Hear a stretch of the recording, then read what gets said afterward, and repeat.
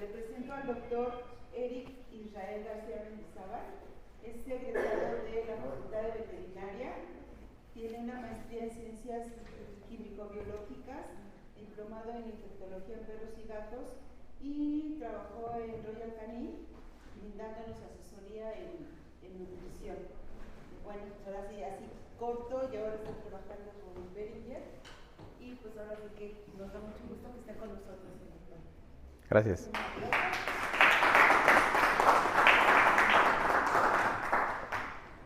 Buenas noches. Es un gusto volver a estar con ustedes. Ya tenía un rato que no los veía. Creo que hace como la última vez fue antes de la pandemia cuando tuve la oportunidad de acompañarlos aquí.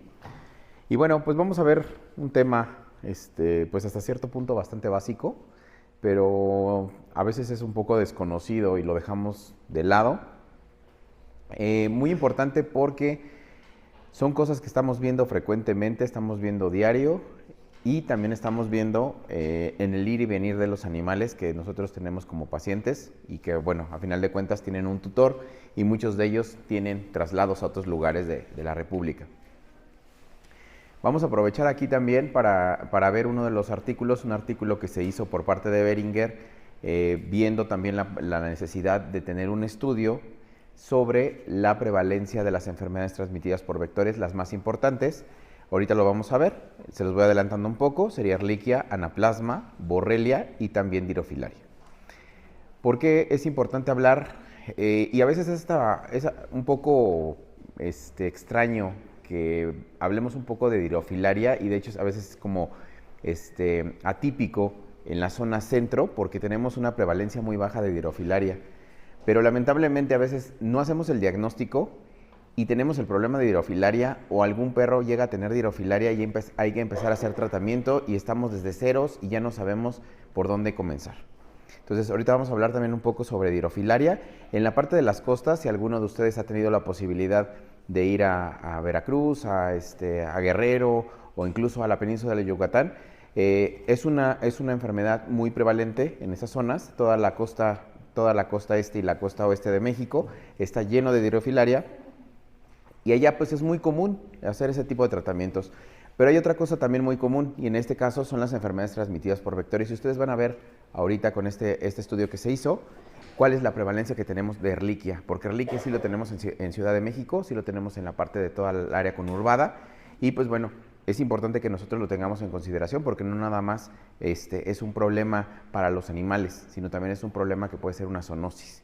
Y eso, pues bueno, va a ocasionar problemas también para los médicos veterinarios, que lamentablemente pues, somos los que más tenemos problemas con ya sea Ehrlichia, ya sea con Leptospira. ¿Qué médico veterinario no conocemos que también le dio brucelosis, que le dio tuberculosis o le dio leptospirosis? Porque o en la carrera no se pusieron guantes o simplemente se pasaron algunas medidas de bioseguridad por alto y a final de cuentas llegaron a tener la enfermedad.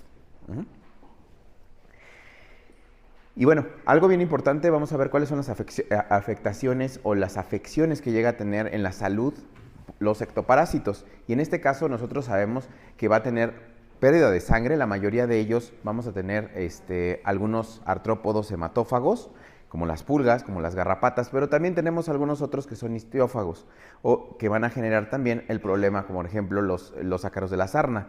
Hacen túneles, generan lesiones y con esto pues van también generando esa infección, de hecho infestación, y que posteriormente ese perro necesita ser atendido o si no, pues bueno, va a tener un cuadro mucho más severo. Irritación en la piel, alteraciones en el pelo, nosotros nos damos cuenta, realmente lo sabemos de manera como muy general en la nutrición. ¿Cómo nos podemos dar cuenta que nuestros pacientes están bien nutridos? Lo vemos siempre en el estado de salud de la piel y el pelo. Por lo regular debe brillar bien el pelo, debe de tener una buena, debe tener un manto consistente, se debe de ver bien, porque a final de cuentas es como la primera llamada de atención para la salud en general, ¿no? Reacciones alérgicas, esto es bien importante. Muchas veces se dice la reacción alérgica a la picadura de la pulga, pero realmente no es a la picadura de la pulga, es a las proteínas de la saliva de la pulga. Entonces, nosotros sabemos que esto puede ser importante porque qué perro a veces que sabemos que es alérgico, llega con pulgas y ya tiene toda la zona perianal o también la zona del vientre llena de irritación, ya se empezó a lesionar, ya tiene pioderma y hay que hacer todo un tratamiento completo porque no se le hizo un buen tratamiento para el control de las pulgas. Algo bien importante con esto y que vamos a ver es que muchas veces se cree que solamente con un tratamiento contra las pulgas es suficiente. Y esto pues, nos va a generar muchos problemas y nos va a generar un control errático sobre las pulgas. Porque hay que tener en consideración que las pulgas tienen una fase de resistencia y estas son la pupa. Si las pupas no las eliminamos o no estamos eliminando constantemente la salida de esas pulgas que ya están siendo adultas, pues simplemente vamos a seguir teniendo esa infestación y puede tardar muchísimo tiempo en eliminarse la infestación de pulgas. Hay que tener en consideración disminución de la resistencia a enfermedades. Ahorita vamos a hablar un poco con lo de las garrapatas. Transmisión de agentes infecciosos, aquí es donde nos vamos a centrar realmente en esta plática, y pérdida de peso. Y solamente como para recordar, así como nuestras clases de parasitología, los que les gustaron, hay algunos que no les gustaron porque decían, no, es que no me gusta andar oliendo excremento, no me gusta andar viendo los bichos o demás, ¿no? Pero pues, lamentablemente cuando nos dedicamos a la clínica es lo que más vemos: animales con pulgas, animales con sarna, animales con algunos otros problemas dermatológicos y a veces entre ellos pues vienen parásitos, ¿no? O quien no ha visto un dipilidium. ¿Cuántas veces les llegan? Es que el perro traía o el gato traía una cosita ahí en la cola cuando estaba haciendo del baño y se movía. ¿Y qué es eso? Pues es un gusano. ¿Cómo que un gusano? Y ahí es cuando se espantan. Entonces eso también lo vamos a tocar un poco, ¿no? Pero entonces el término vector, el vector prácticamente es un artrópodo. Puede ser un insecto o puede ser algún otro, por ejemplo, un arácnido. En este caso, los ácaridos, como por ejemplo los ácaros de la sarna o los ácaros también llamados garrapatas, que son de esa familia, pueden llegar a transmitir las enfermedades. ¿Y cómo lo hacen? Porque pueden ser también parte del ciclo biológico de este agente infeccioso y a su vez generar esa transmisión. Casi siempre nosotros tenemos en concepto de que estos agentes tienen que a fuerzas tienen que picar para poder hacer la transmisión de la enfermedad, pero hay algunos que no, hay algunos que incluso se alimentan, defecan y es cuando se hace la transmisión. O hay algunos otros, por ejemplo el hepatozón, que necesita ser comido por el hospedero definitivo para que empiece a generar la infección. Entonces esto a veces nos causa un poco de extrañeza, ¿no? Pero en el caso, por ejemplo, no sé si ahorita les hizo un poco de sentido, y de hecho ustedes ya se van a dar un poco a la idea, si no se han dado cuenta ahorita, estuvo muy de moda hace unos meses, exactamente. Las chinches, por ejemplo, los triatómidos, las chinches enormes, esas que vemos en lugares rurales, las chinches hociconas, las besuconas, o no sé cómo les digan, tienen muchos sinónimos, también pueden transmitirnos algunos agentes infecciosos, y en este caso es el trypanosoma. Entonces, esto, a final de cuentas, también le afecta al humano, le afecta a los perros y le afecta a los gatos. ¿Cuál es a veces el problema con los humanos? Cuando ven a las garrapatas y a las pulgas, siempre dicen, no, es que es el perro y el gato, lo voy a sacar. Y no se dan cuenta de una cosa: el perro y el gato prácticamente está haciendo de escudo hacia ellos, porque primero se sube la pulga, primero se sube la garrapata al perro, pica, le transmite la enfermedad antes que al humano, porque el humano tiene un estilo de vida un poco más difícil para que se pueda alimentar, y el perro y el gato pues se quedan acostados en el sillón o se quedan acostados en su cama. ¿Mandé? Según el humano.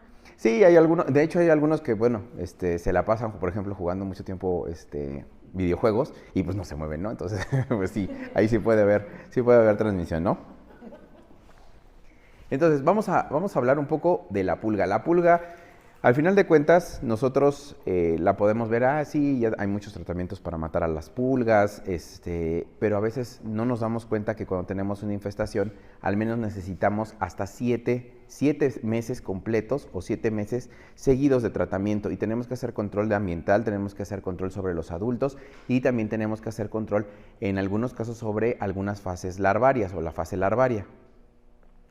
¿Por qué no les comento tanto sobre la parte de la pupa? Porque la pupa no le puedes hacer nada, prácticamente es lo podrías matar, sí, con vapor, con calor húmedo, pero muchas veces están escondidas.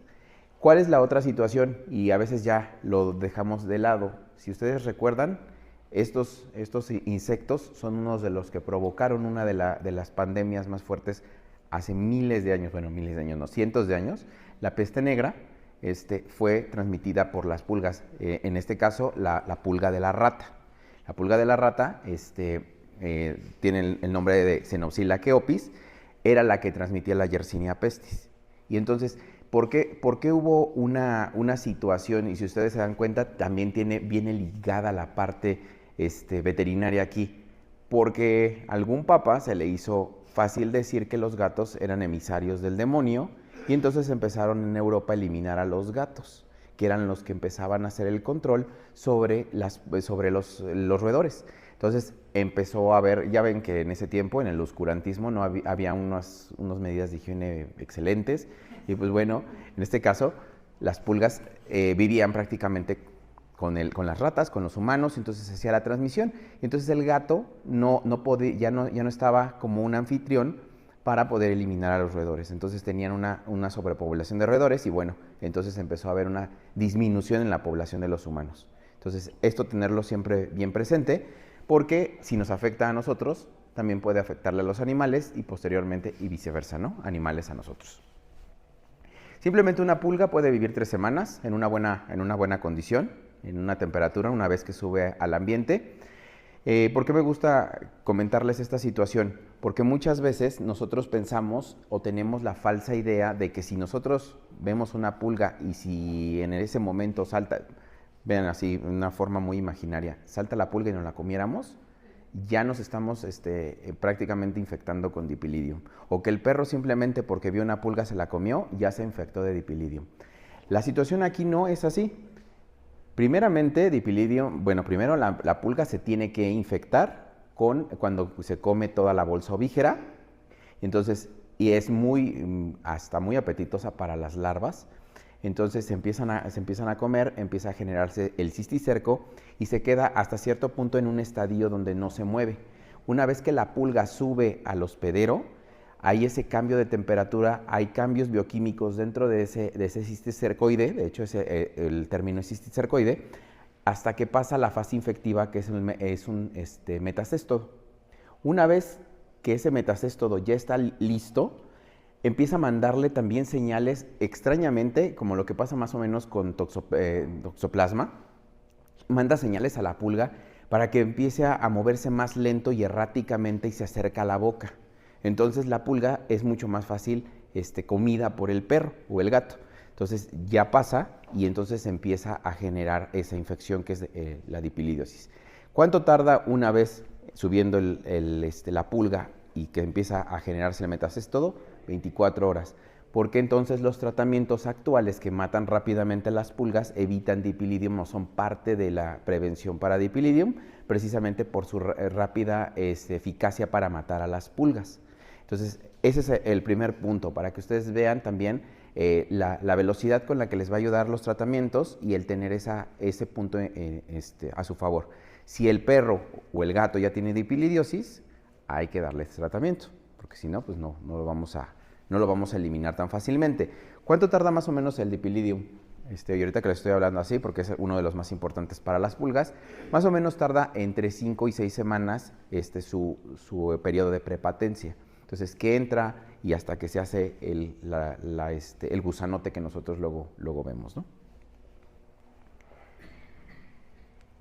Y entonces, bueno, aquí es importante tenerlo en consideración. La esperanza de vida de las pulgas arriba de los 30 grados disminuye, no viven tanto tiempo, pero eso no significa que no vayan a ser infectivas, que no vayan a tener la posibilidad de infectar al perro y al gato. Y se los digo porque en alguna plática yo escuchaba que decía, no, es que en la zona de la península de Yucatán no hay pulgas. Sí hay pulgas, viven menos, sí viven un poco, de hecho su esperanza de vida es menor, pero sí están vivas, sí hay ahí, sí infectan y sí, infestan a los animales. Ajá. Y bueno, ¿cuántos huevos puede poner una pulga? Bueno, en un clima tan benéfico como el de la Ciudad de México o el Estado de México, que pues realmente no tenemos un clima tan extremo, a estos últimos años se ha puesto un poco más difícil, más o menos como unos 600 huevos en 3 semanas. En 3 semanas, 600 huevos. Entonces, imagínense, no nomás es una pulga.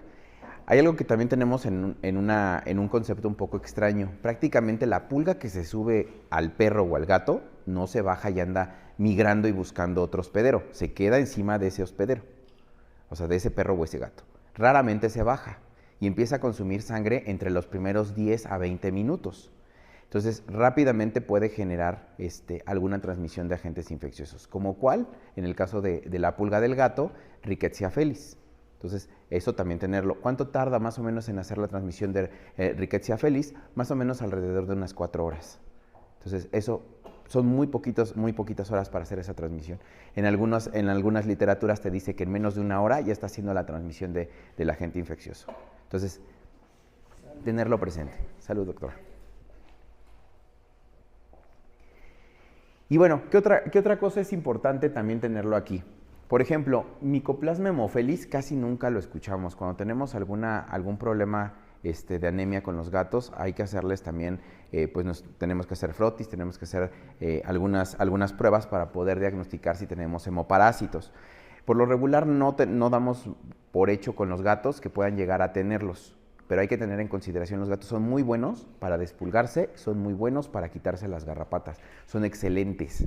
O sea, si un gato de esos de vida mixta, lo dejan salir, él antes de regresar y antes de que se suba a la cama, él ya se está acicalando, está limpiando todo. Ya cuando llega a la cama de los tutores, ya prácticamente se quitó todo lo que traía encima. Polvo, mugre y pulgas y todo lo que se haya tenido. Entonces muchas veces ahí es donde se comen a las pulgas o se comen algunos agentes infecciosos. También a la pulga se le ha puesto en entredicho que puede tener una cierta participación todavía no comprobada de la transmisión de la leucemia viral felina, del virus de la leucemia viral felina. Todavía no está confirmado y de hecho se han hecho estudios in vitro y han encontrado el material genético de la leucemia viral felina en las heces de la pulga, pero terminan en la conclusión de el tener el material genético no significa que el virus esté adaptado a ese vector y con eso pueda hacer la transmisión. Pero siempre te dicen, bueno, pues mejor si sabes que puede llegar a tener la posibilidad de hacer la transmisión, pues evita mejor las pulgas, ¿no? Que es mucho mejor a tener a un gato leucémico, ¿no? Este de aquí que tenemos arriba, el del arañazo del gato, tiene una transmisión un poco, si lo podemos decir, compleja y hasta bastante extraña, porque primero, la pulga tiene que estar infectada con Bartonella.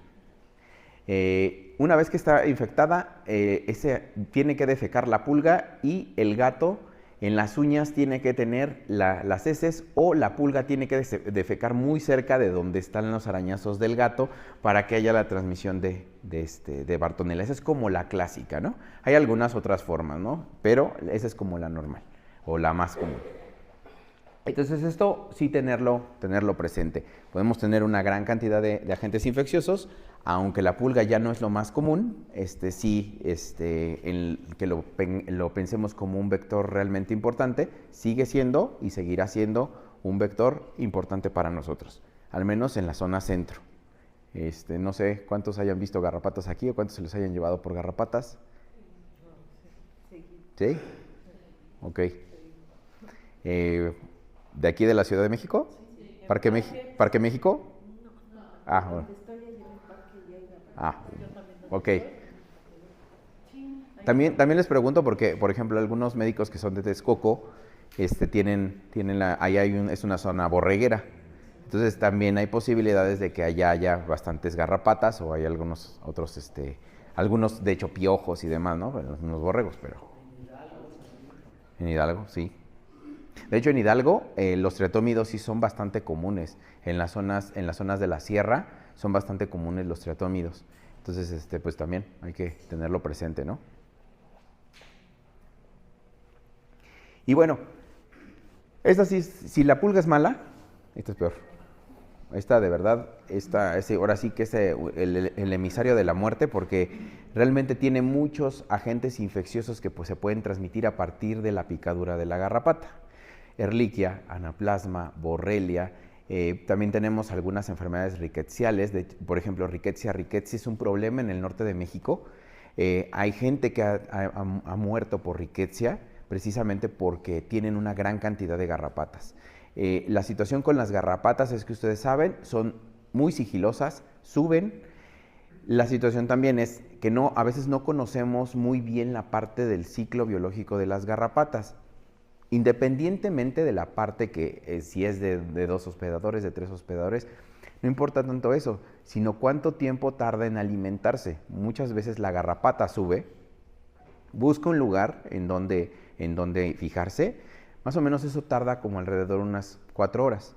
Ya que encuentra un buen lugar, todavía pasa una fase de fijación. Ahorita lo vamos a ver, una parte de fijación. Y esa fijación es cuando la garrapata ya metió el hipostoma y está empezando a generar una sopa inflamatoria ahí donde metió el hipostoma para que haga una cavidad de alimentación. Y entonces así se pueda seguir alimentando de manera frecuente sin que le esté molestando el sistema inmune y sin que le esté molestando a nadie. ¿Por qué? Porque va a tener proteínas que van a generar una analgesia. Entonces no te das cuenta. Los que llegaron a ir de prácticas, de paseo, allá Martínez de la Torre o alguna zona así, o que los llevaron de prácticas, casi siempre nos teníamos que revisar antes de regresar, porque casi siempre regresábamos con lunares nuevos o con verrugas nuevas que posteriormente crecían, ¿no? Y pues esas verrugas o lunares pues tenían ahí sus patitas. Muchas veces estaban en las ingles, también en el ombligo o en las axilas. Entonces era importante pues, porque ahí ya traías tu garrapata, ¿no?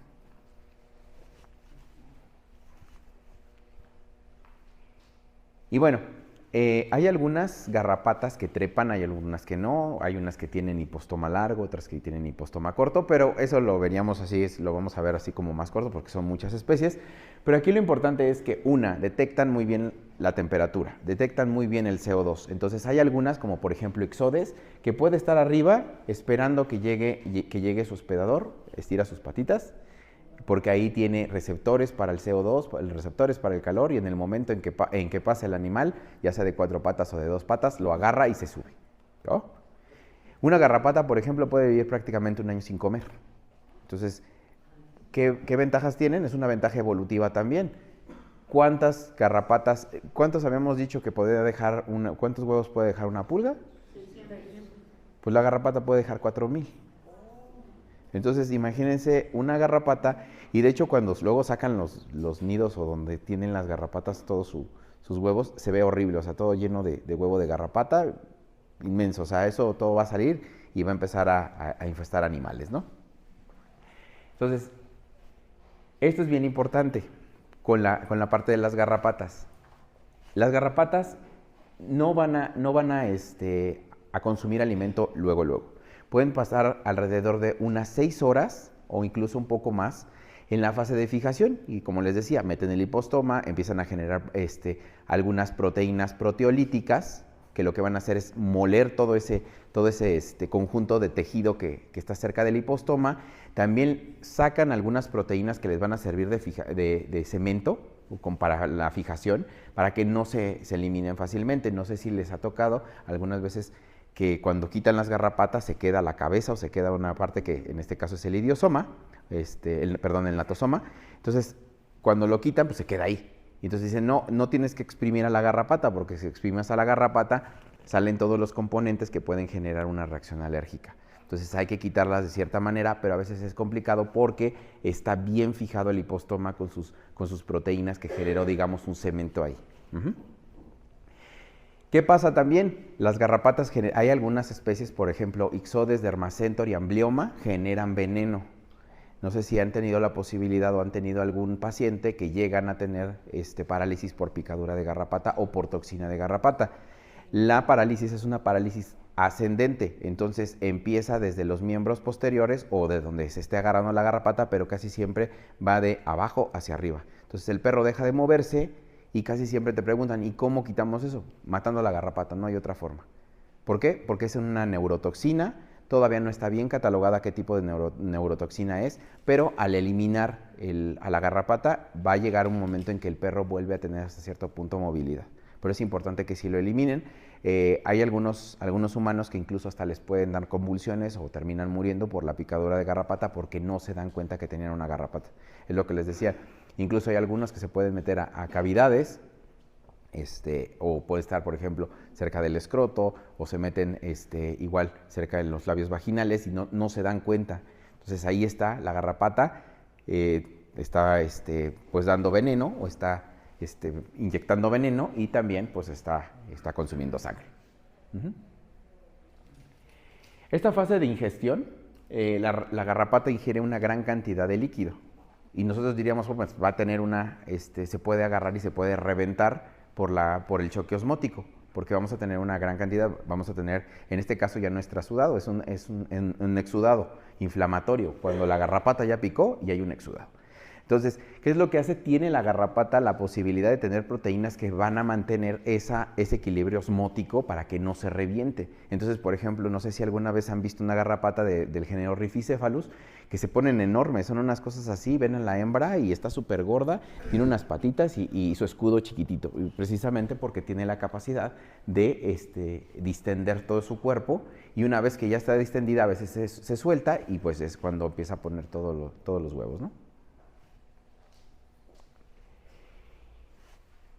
Y muchas veces lo que no nos preocupa tanto es a veces lo más preocupante, que en este caso es la transmisión de Ehrlichia, Anaplasma y Rickettsia.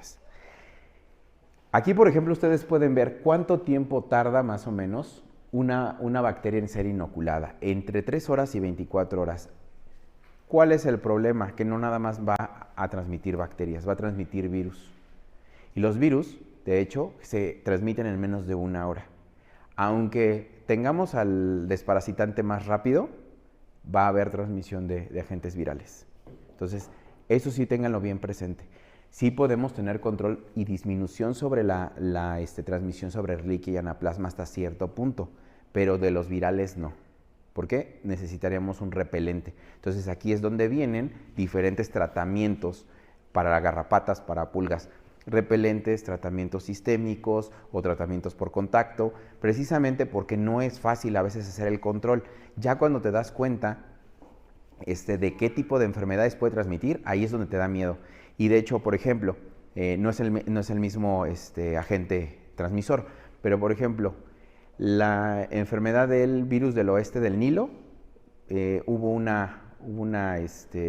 transmitió en Estados Unidos, en Nueva York, más o menos a finales de los años 90, más o menos a principios de los 2000. Esa enfermedad, pues como no sabía nadie qué era al principio, mató más o menos de 1,5 millones de humanos. Y en estas décadas ha estado matando alrededor de 400,000 humanos en estos años, precisamente porque no se sabía que era un mosco, no se sabía. Entonces empiezan a ver como importancias. Ustedes saben que en Estados Unidos tienen un centro de control de enfermedades, el CDC, y hace muchísima investigación con respecto a las enfermedades que tienen los humanos y tienen los animales.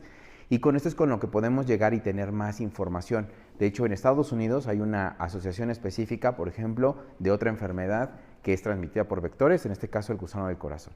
Entonces, lo que nos falta a nosotros, México, es tener mucha estadística, nos falta tener todo ese seguimiento que debemos de darle a los pacientes, porque muchas veces damos el tratamiento y decimos, pues ya muy bien, ya se curó, ya no va a venir, ¿no?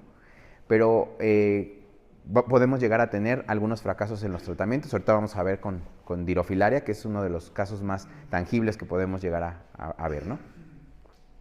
Algo bien importante, Borrelia burgdorferi es endémica, de hecho lo estábamos revisando hace poquito, es endémica. Tenemos que nosotros hacer reportes mensuales obligatorios a los sistemas de vigilancia epidemiológica, pero realmente hay muy poca.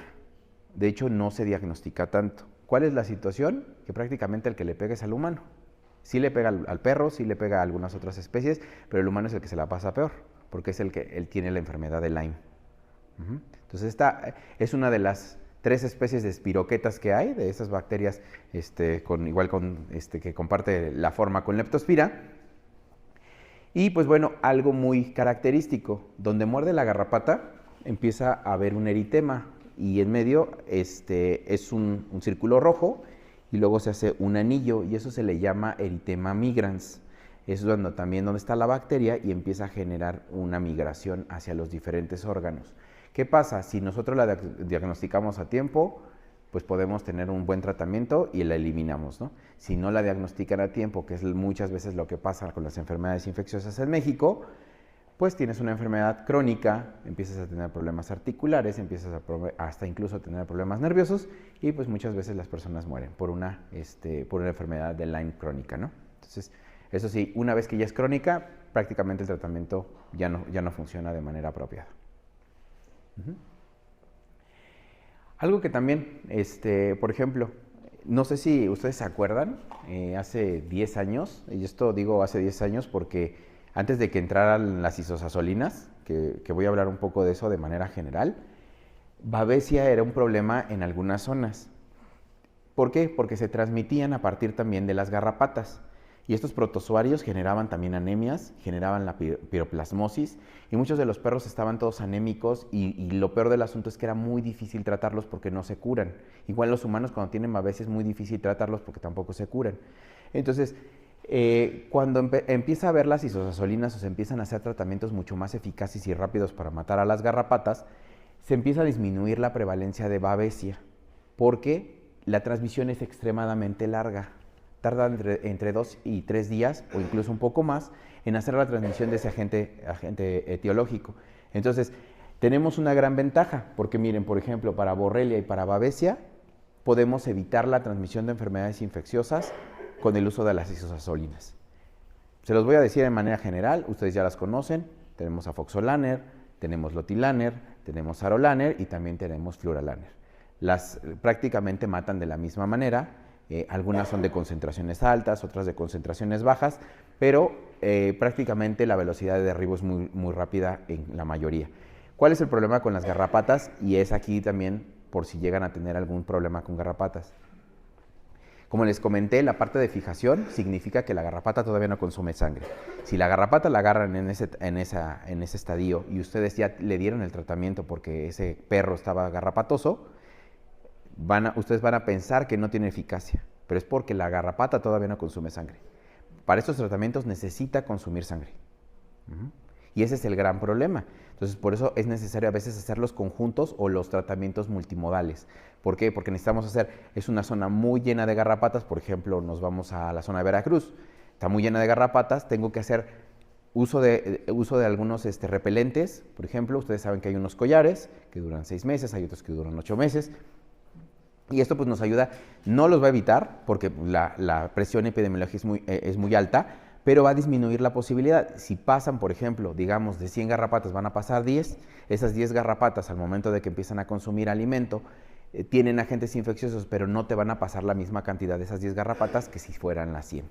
Entonces es por eso que se hacen esos tratamientos también para controlar tanto el ambiente como la cantidad de parásitos que pueda haber en el ambiente. Los piojos, casi ya no los pongo mucho aquí, pero también la fiebre tifus también se transmitía también por los piojos. En este caso lo pongo también aquí porque los piojos masticadores, en este caso Trichodectes canis y también Felicola subrostratus, que es el del gato, es el único piojo del gato, él no tiene chupador. En este caso pueden transmitir también a Dipilidium. No es tan frecuente y de hecho no sé cuántos de ustedes hayan visto un gato piojoso. De hecho es rarísimo porque realmente necesita el perro estar muy inmunodeprimido, estar en una zona realmente marginal donde la situación sanitaria es muy mala para poder encontrar a los piojos. También aparte de ellos son como muy limitados porque ellos ahora sí que son muy parásitos. Ellos necesitan a fuerzas al hospedador si no se mueren. ¿Se pueden subir al humano? Sí. ¿Cuánto duran en el humano? Pues 3 semanas. Pero yo no sé bueno, sí hay algunos humanos que se pueden aguantar la comezón y pueden vivir con sus piojos. Les digo que esto puede ser a veces un poco extraño porque nosotros sabemos, por ejemplo, los piojos de los niños. ¿Qué es lo que pasa si nosotros no hacemos el control con los piojos de los niños? Se hace un piojerío. Y entonces, quitar esos, y ya saben, hay algunos, incluso yo hasta me encontré un médico que utilizaba uno de los productos que nosotros teníamos en spray, se los ponía en la cabeza a los niños y ¡pum!, se caían, ¿no? O sea, realmente era muy efectivo, pero pues nosotros decimos, no, pues es que no está hecho para los humanos, ¿no? Dicen, no, pero funciona re bien, nada más con 2 o 3 y ya quedó. Y es menos tóxico que los tratamientos para niños. Bueno, ahí está, ¿no? Pero sí, a final de cuentas, es importante que nosotros tengamos eso en consideración. Hay algunos que les ponían algunas otras cosas, ¿no?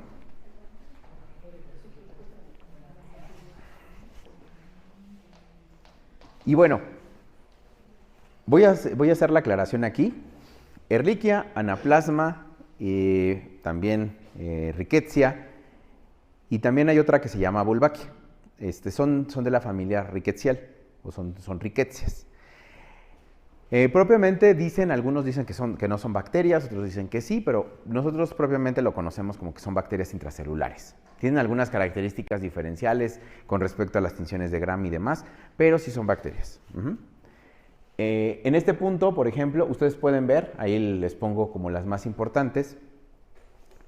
¿Por qué tener esto en consideración? Por ejemplo, si nosotros tenemos esta, que es del perro y el gato, y esta, que es Anaplasma platis, esto lo vamos a encontrar muy frecuentemente en perros cuando están anémicos, cuando tienen sangrados, cuando realmente los llevan, les empiezan a dar tratamientos y los perros se te desvanecen. ¿Por qué? Porque están muy anémicos o ya tienen una trombocitopenia y entonces muchas veces se dan cuenta cuando no hacen los prequirúrgicos, van a hacerle las castraciones y el perro se les anda yendo o el gato se les anda yendo, precisamente porque vienen muy bajos en plaquetas. Entonces, la situación aquí es tener esto en consideración, los factores de riesgo. ¿Vive fuera de la casa? Sí. ¿Vive en una zona donde hay garrapatas? Sí. Entonces es importante que nosotros tengamos esto presente. Hay otro punto bien importante. Cuando tienen, por ejemplo, enfermedades como Ehrlichia, hay algunos perros de raza grande y gigante que llegan a tener torsión gástrica como hallazgo. Y ustedes dirán, ¿por qué? Porque el vaso crece y tienen una esplenomegalia. Porque lo que hace el vaso es agarrar todas las células que están infectadas o que están morfológicamente dañadas y las empieza a secuestrar. Entonces crece muchísimo y el vaso está íntimamente relacionado con el estómago. Y esto fue un caso, por ejemplo, también que yo lo escuché también en Oaxaca, con perros del ejército. Que los perros, por ejemplo, en este caso los Malinois, que ya saben que se ocupan también mucho para el ejército, empezaban a tener siempre torsiones y torsiones y dicen, pues es que era positivo Ehrlichia. Y entonces sí, lo que pasa es que el vaso estaba tan pesado que los perros al momento de empezar a hacer sus actividades hacían que se girara todo el estómago. Y entonces empezaban a tener torsiones y muchos de ellos morían. Entonces eso es algo que no se escucha tanto en la literatura, pero es algo que al menos yo vi, por ejemplo, en unas visitas en Oaxaca. Entonces, tenerlo en consideración puede ser algo importante. Les digo, a veces como que lo vemos muy lejano, porque aquí en el centro sí hay garrapatas, pero no es así como que tan frecuente, así no hay tantas. Entonces, esta, por ejemplo, Ehrlichia canis, es muy importante, es una de las que más tenemos. Solamente para que yo les dé un estimado ahorita que veamos el estudio. En México salió una prevalencia del 30% de ehrlichiosis. O sea, 30% de los animales que nosotros muestreamos estaban ehrlichiosos. Entonces, imagínense todo eso. Y recuerden, nosotros hicimos pruebas serológicas. ¿Qué es lo que hicimos? Pues, hicimos unas pruebas prácticamente que detectan anticuerpos. Entonces, no nos están diciendo si el perro está infectado, nos están diciendo que tuvieron contacto. Puede ser que tengan una infección activa o puede ser que ya tuvieron la infección y que pues simplemente quedaron los anticuerpos. Entonces eso también es algo a tener en consideración porque habría que pensar también si el humano puede llegar a tener infección con Ehrlichia.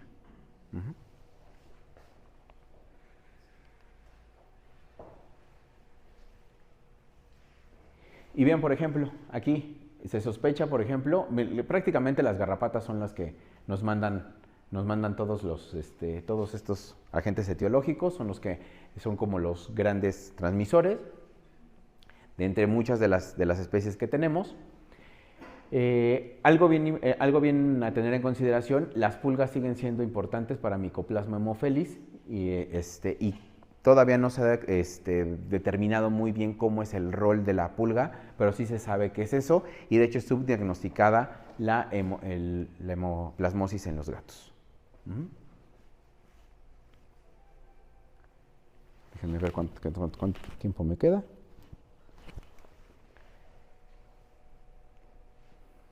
Y bueno, aquí les voy a hacer la pregunta. ¿México tiene leishmaniosis?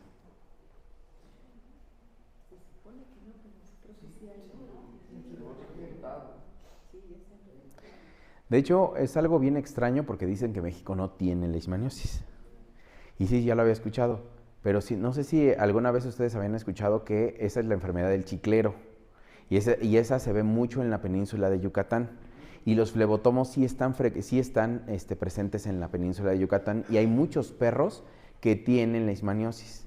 Puede ser leishmaniosis cutánea o puede ser leishmaniosis sistémica, pero lamentablemente pues los perros ahora sí que hacen como dicen no hay leishmaniosis porque prácticamente los perros son como los que contienen la enfermedad o tienen muchos de la enfermedad, la tienen los perros.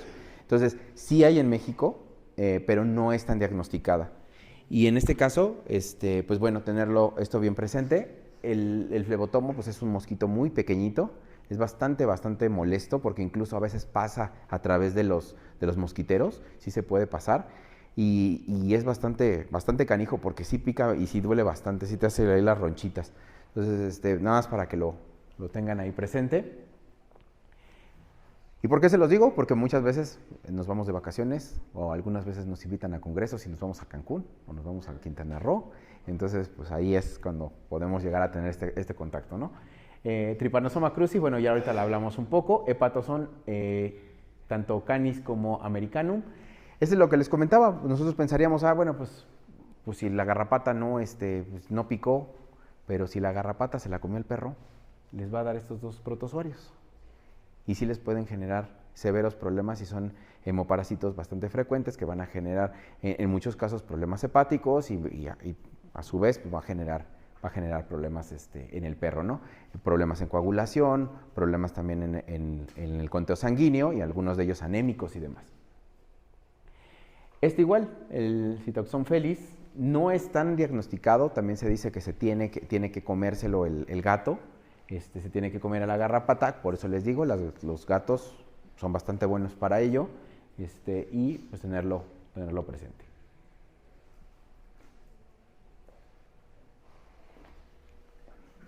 Y bueno, vamos con los helmintos antes de que pase ya el artículo como tal. ¿Han diagnosticado ustedes alguno Dirofilaria? ¿No? ¿Nadie les ha tocado caso de Dirofilaria? Ok. Sí, es que es un poco atípico encontrarlo en la Ciudad de México. De hecho, si acaso yo he escuchado, cuando hicimos el estudio, un hospital ahí en la Condesa, ahora apenas también uno ahí por Tecamachalco, también había uno, que de hecho, ahorita les comento cómo fue la casuística más o menos. Realmente nosotros, para los médicos veterinarios que estamos en el centro, Dirofilaria es prácticamente desconocida, precisamente porque necesita el vector. Y el vector, el mosco, sí hay en México, sí sabemos que hay mosquitos, pero esos mosquitos no son tan buenos o no se han adaptado tan bien a hacer la transmisión del vector, del agente infeccioso.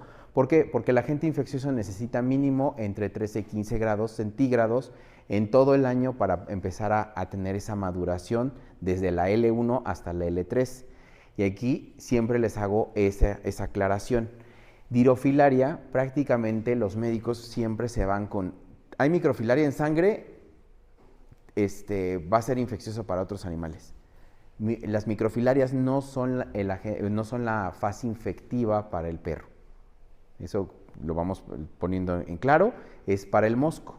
La fase infectiva para el perro es la L3 y esa la transmite el mosco.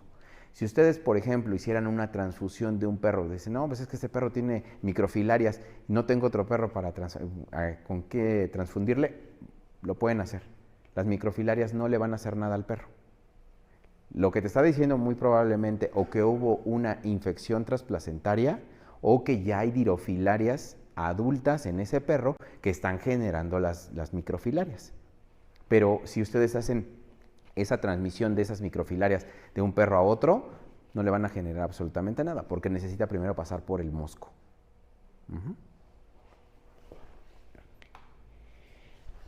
Aquí ya vimos un poco, ahorita vamos a ver un poco más lo de Diroffilaria, pero Dipylidium caninum, ya lo vimos, y Telacia. Este es rarísimo que lo encontremos, en Europa ya está, en la zona de Nueva York ya llegó. Este gusano es un gusano que genera lesiones en los ojos. De hecho, es un gusano que lo pueden ver en la córnea. Ahí se ven los gusanitos en la córnea. ¿Qué es lo que hace una mosca? Llega, o oposita o deja al gusano ahí y entonces genera la teliasiosis o el gusano ocular. En Norteamérica, en la zona de California, también Nuevo México, tienen otra especie que es Telacia californiensis. Esa sí, sí puede estar en la zona conurbada con México, ¿no? O la zona cercana a México. ¿Cuál es la situación ahí? Que muchas veces el desierto nos ayuda muchísimo porque las temperaturas son muy altas y muchas veces los vectores no se adaptan a ese clima tan extremo. Y bueno, este artículo, ya que hablamos un poco de las enfermedades transmitidas por vectores, ahorita ya vamos a pasar. ¿Por qué primeramente hicimos este estudio? Porque queríamos saber, así el objetivo primordial en ese momento era esto, saber realmente cuál era la prevalencia de gusano del corazón. En Estados Unidos tienen un mapa epidemiológico de la prevalencia de gusano del corazón.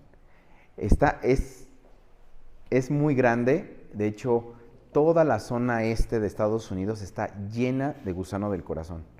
Y muchos de los tratamientos se tienen que estar cambiando porque ya ha perdido eficacia. En la actualidad, de hecho, muchas de las larvas 3 de Diroffilaria ya son resistentes a ivermectina. Hay algunas cepas. Entonces, por eso se está haciendo también el tratamiento con diferentes fármacos. Ustedes han escuchado que hay algunos que son doxiciclina, otros que es selamectina, eprinomectina y bueno, también milbemicina oxima. Entonces, ¿por qué? Precisamente porque ya la ivermectina, por el uso constante y por el uso indiscriminado y con dosis bajas, generó resistencia en algunas cepas y se sabe que esta Diroffilaria tiene la capacidad de estar generando resistencia hasta cierto punto. Incluso se dice que hay algunas cepas que ya han empezado como a tener resistencia contra la doxiciclina, que la doxiciclina es extremadamente efectiva para matar a las Dirofilarias.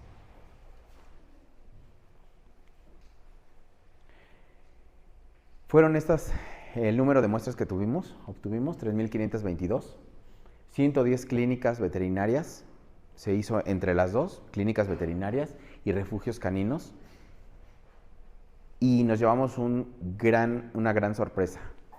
Las que más tenían prevalencia de las enfermedades infecciosas eran las clínicas veterinarias, con excepción de Ehrlichia.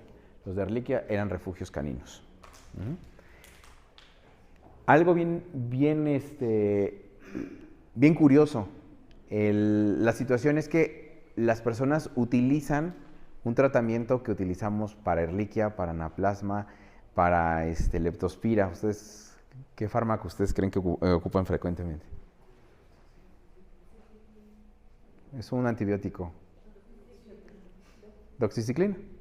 Lo ocupan así como si fuera caldo. O sea, agarran en los refugios, ay, el perro ya se ve como que tiene fiebre, dale doxiciclina. Entonces, porque muchas veces saben que tienen muchos perros y pues no quieren ir con el médico veterinario porque si no les va a salir más costoso. Entonces, muchos de esos perros terminan teniendo anticuerpos y son positivos a Ehrlichia porque en algún momento tuvieron la infección o tuvieron el contacto con el agente infeccioso. Y también, hasta cierto punto, te pueden llegar a salir negativos en las pruebas de Diroffilaria. Y ahorita les voy a contar por qué, porque eso es un tema bastante complejo con Diroffilaria. Que tenemos esa sección, esa sí me gustaría ahorita darles más detalles. ¿Qué utilizamos? Algo que está muy frecuentemente en las clínicas, el 4DX. Este nos diagnostica 4 enfermedades: Borrelia, Ehrlichia, Anaplasma y también Dirofilaria.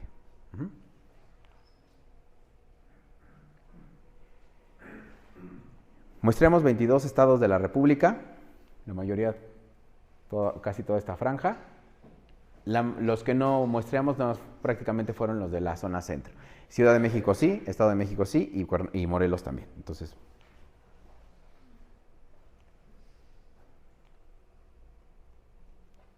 y bueno, aquí no se ve, ahorita lo voy a pasar, pero aquí Ehrlichia es el 30.9%, es lo que les decía. Anaplasma, 14.6%. Borrelia, solamente el 0.1%, o sea, realmente estamos como no tan mal en Borrelia. Y Dirofilaria, 5.2%.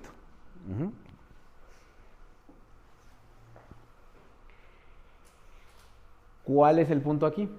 Que esta Ehrlichia chafensis, y Ehrlichia canis se diagnostican también con esa prueba. De hecho, es Ehrlichia SP.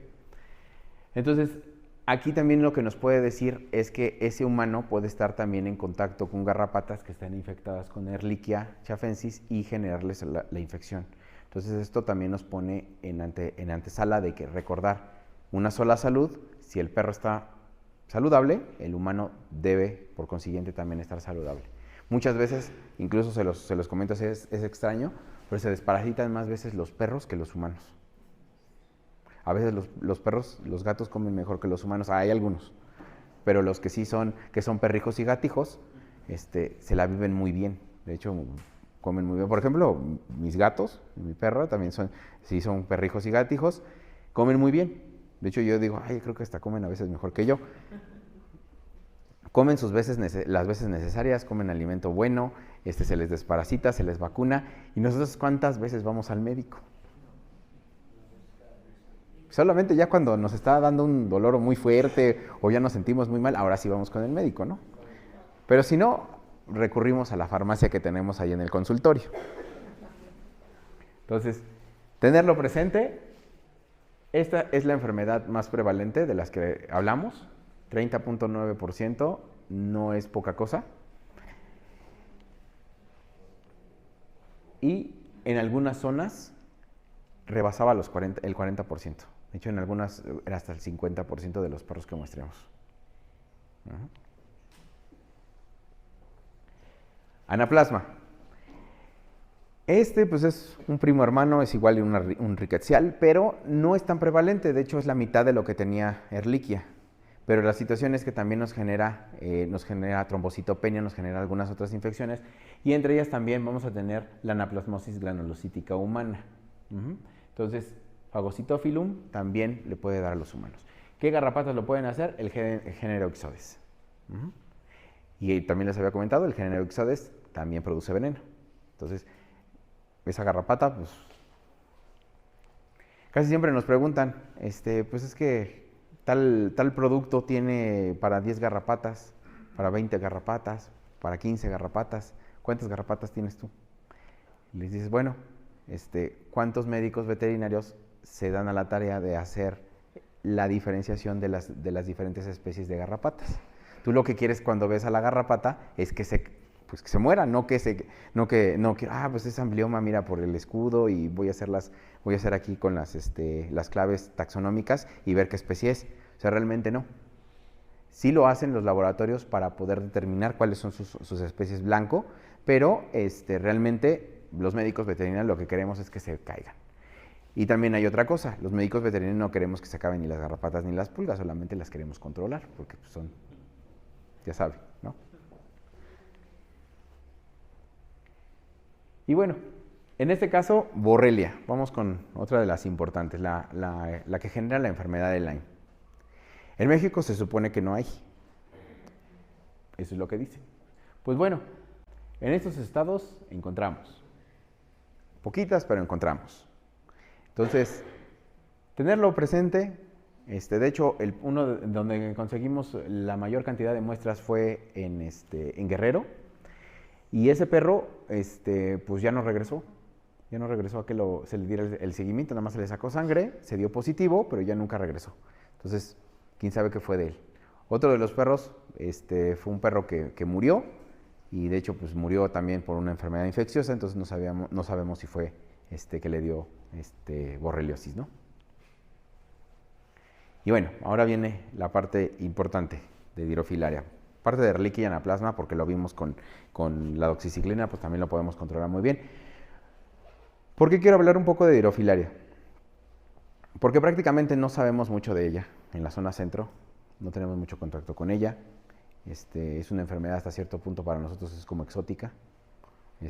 Lo digo exótica de manera de que, bueno, la República Hermana de Veracruz o la República Hermana de Tabasco lo tienen, pero nosotros no. Entonces, importante tener esto en consideración. Esta es una de las enfermedades a nivel mundial más devastadoras para los perros y para todos los cánidos. También infecta hurones y también infecta a los gatos. ¿Cuál es el problema con los gatos? Que los gatos no tienen tratamiento. Una vez que tienen un gato con Dirofilaria, una de dos, o el gato se muere por la cantidad de dirofilarias, o las dirofilarias se mueren y el gato quedó con sus secuelas de los daños en las arterias pulmonares después de que se mueran esas dirofilarias. ¿Cuánto vive una dirofilaria? Bueno, en el gato más o menos como unos 5 años, en el perro como 7.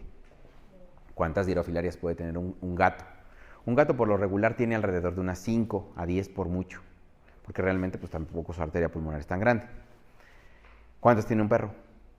Se han contabilizado cientos. ¿Cuál es el problema con dirofilaria con el perro? Que podemos tener diferentes estadios y algunos no tienen tratamiento farmacológico. El último estadio, que es el síndrome Cabal, no tiene tratamiento, no está recomendado el tratamiento farmacológico.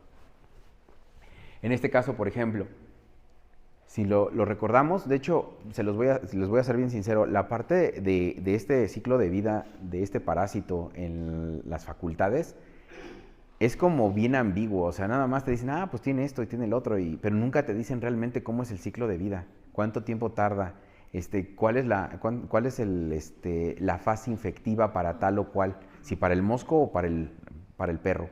Y entonces tenemos esa confusión. Entonces, una vez que el mosco pica, va a ingresar la CL3 y de hecho ni siquiera la ingresa directamente.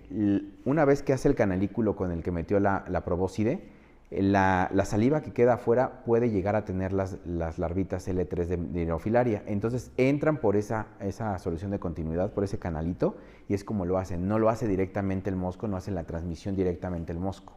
O sea que digamos que hace una transmisión indirecta. Una vez que entra, tiene alrededor como entre 5 y 7 días para hacer la siguiente fase del ciclo, esa L4. Entonces, en esta parte es donde toma crucial importancia el tratamiento preventivo. ¿Por qué les digo esto? Porque si ustedes dan tratamientos a, por ejemplo, mascotas que van de viaje, que van a ir a la playa o que van a ir a Estados Unidos, es importante que den un tratamiento antes y después. Y que incluso si va a tardar más de 1 o 2 meses esa mascota en esa zona, se le esté dando tratamiento y que no pase más de 1 mes entre cada tratamiento para prevenir dirofilaria. Ahorita les voy a enseñar por qué. Después de eso pasa una fase de L4 que es muy larga y puede tardar alrededor de 6 a 7 meses en hacerse un adulto, pero todo eso va a empezar a migrar tanto del tejido subcutáneo, va a empezar a atravesar los órganos hasta llegar a lo que sería el corazón. Y bueno, ahí ya hizo toda una serie de lesiones, ya hizo inflamación y demás. Y aquí viene el por qué. Yo tengo que dar el tratamiento post-infección de 30 días, porque después de esos 30 días la L4 entra a una fase de no susceptibilidad del tratamiento. Entonces, le des el tratamiento adulticida o le des el tratamiento preventivo, no le vas a hacer absolutamente nada a las larvas. Y es aquí el problema cuando no les das el tratamiento preventivo. Matas a las adultas, pero como es un ciclo muy largo, venían unas atrás y generaron otra vez el adulto. Y entonces a los 6 meses vuelves a tener positivos en las pruebas de dirofilaria. Y entonces llega el tutor y te dice, pero ya le había matado las dirofilarias, ¿por qué otra vez tiene tratamiento de dirofilaria? Pues por esto, ¿no? Un tratamiento de dirofilaria, nada más para que ustedes tengan una consideración, para el médico veterinario anda alrededor como unos 3,000, 4,000 pesos. Para un tutor, el tratamiento de hidrofilaria más o menos se lleva como unos 10,000 pesos, porque tiene que tratarlo con doxiciclina, lo tiene que tratar con prednisona y también lo tiene que tratar con el adulticida. Entonces, sí es bastante costoso para ellos. Entonces, ahora sí que es mucho más barato en este caso prevenir que tratar de dar el tratamiento ya adulticida.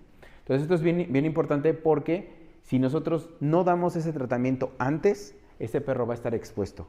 Y si nosotros regresamos y no le decimos, tiene que venir, ¿cuánto se va a tardar? No, pues nada más voy 15 días. Ah, bueno, cuando regrese, ustedes pusieron en su carnet, se le dio tratamiento contra la hidrofilaria. Ah, regresó a los 15 días, yo todavía tengo 15 días más para darle el tratamiento y si en algún punto llegó a pasar alguna larva, todavía tengo la posibilidad de matarla antes de que se haga un gusano adulto. Estos son los grados de severidad: leve, moderada y grave. Estos tres sí se les puede dar tratamiento farmacológico. El único tratamiento farmacológico es la melarsomina, es el único que hay. El síndrome cabal se necesita hacer extracción quirúrgica de los parásitos.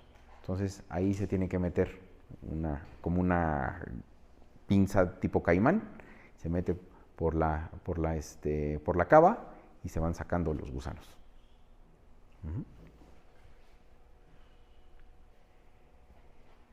Entonces, hay algo bien importante también con los diagnósticos. Y aquí viene porque a veces te pueden dar negativos. Porque prácticamente las pruebas rápidas lo que diagnostican son hembras grávidas. Van a estar secretando una enzima y esa enzima es la que se detecta en las pruebas rápidas. Si no tienes muchas hembras o no están grávidas, te va a dar negativo. Entonces vas a seguir teniendo a los gusanos ahí, pero te van a dar negativo. Segunda, puede ser que no tengas tantas hembras y tengas muchos machos y unas pocas hembras. Entonces tal vez tampoco tengas tantas microfilarias, sí te está dando medio positivo en la prueba, pero tú no la puedes diagnosticar tan fácilmente. Entonces vas a tener que utilizar otros métodos diagnósticos, ya sea algún tipo de ultrasonido, puede ser ultrasonido o también puede ser rayos X. ¿Qué pasa también? Para el tratamiento necesito doxiciclina, porque las dirofilarias tienen lo que les comentaba, una bacteria que se llama Bulbachia, que es un endosimbionte, y esta lo que les ayuda a generar mayor cantidad de microfilarias y tener mayor cantidad de diferentes componentes de su metabolismo. Entonces, primero necesitas prácticamente darle tratamiento con dirofilaria con doxiciclina para debilitar al parásito. Y posteriormente tienes que dar el tratamiento de adulticida. Y esto te asegura más o menos un 95% de eficacia.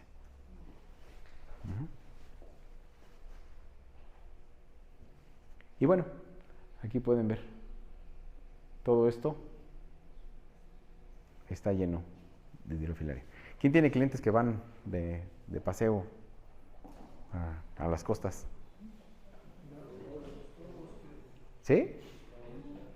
¿Ya se habían puesto a pensar en dirofilaria? ¿Sí?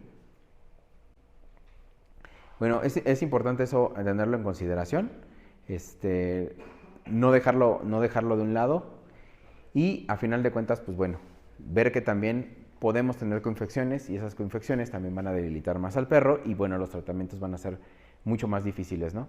En este caso, vean, anaplasma y con dirofilaria y anaplasma 36.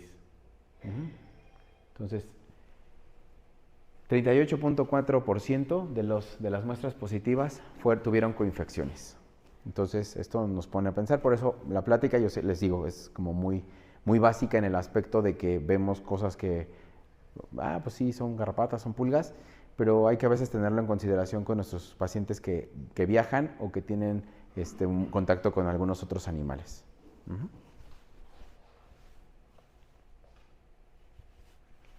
Y pues ya terminamos. Prácticamente las conclusiones aquí es hacer caso a los tratamientos también y las terapéuticas que te dan los laboratorios.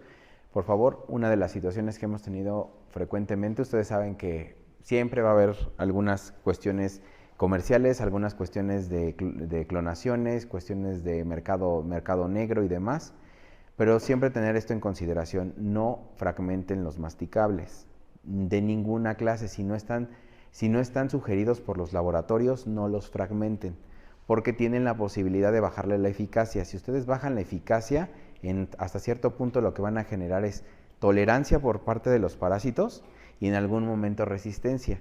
¿Cómo lo generan? Pues haciendo cambios genéticos y pasándosela a su progenie. Entonces es importante que ustedes sigan esas recomendaciones, ya sea que utilicen el medicamento del laboratorio naranja, del laboratorio verde, del laboratorio azul o de cualquier otro laboratorio, no importa. Siempre sigan las recomendaciones, porque al final de cuentas, pues eso les va a asegurar también el tratamiento. Se los digo porque hemos tenido las malas experiencias que algunos médicos agarran, por ejemplo, el masticable de uno de nuestros productos, Nexgar Spectra, el de 30-60, y lo parten en 6 pedacitos. Y se lo dan a 6 perros diferentes, pues menores de 10 kilos. Y hemos tenido la situación de que no se les caen las garrapatas, no se le caen las pulgas, y entonces, no, es que falta de eficacia. Y ya cuando empiezas a ver por qué, es por eso. O, recuerden, pueden llegar a tener sobredosis de los principios activos. Y todas las isosazolinas, esto también es un comentario, todas las isosazolinas pueden generarles problemas neurológicos. En bajo grado, pero pueden provocarlos. No importa si es fluralaner, afoxolaner, sarolaner o lotilaner, lo pueden generar. Entonces, tenerlo bien presente, las concentraciones, como vienen en las presentaciones, vienen seguras, pero siempre saben que se van a encontrar algún perro que tiene alguna idiosincrasia y les puede generar alguna situación. Siempre cuando tengan las situaciones que tienen ataxia o que el perro empieza con incoordinaciones, la mayoría de esas reacciones se quitan en la primera vida media de los fármacos. Pero siempre levanten su reporte de farmacovigilancia con el laboratorio que se los haya vendido. Y que no les digan, no, es que pues es el 1 en 1.000.000, no. Tienen que darle el seguimiento, porque eso son estadísticas. Los laboratorios tienen un departamento de farmacovigilancia que hace el seguimiento de todos los fármacos biológicos o lo que vendan, de cuáles son las casuísticas, qué es lo que está generando el fármaco, y con eso también ustedes le ayudan a los laboratorios a mejorar los productos. Entonces, pues creo que ya hemos terminado. No sé si tengan alguna pregunta.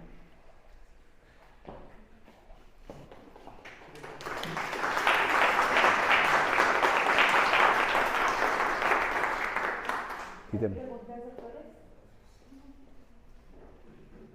Bueno, pues muchas gracias, doctor. Gracias. Esperamos que no sea la última.